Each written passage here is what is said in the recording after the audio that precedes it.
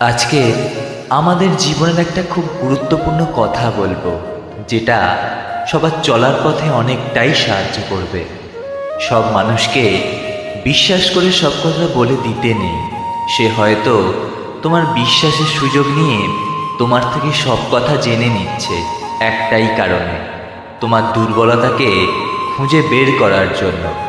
তুমি তার উদ্দেশ্য না বুঝেই তাকে সব কিছু বলে ফেলছো।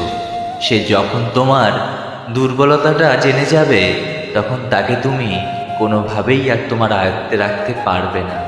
ভালো হোক মন্দ হোক, কিছু বলতে গেলেই সে তোমাকে তোমার দুর্বলতা নিয়ে আঘাত করবে।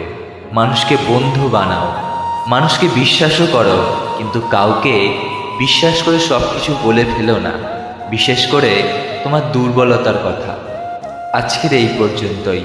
ভিডিওটি ভালো লাগলে লাইক করে দিও, শেয়ার করে দিও এবং সাবস্ক্রাইব করতে ভুলো না।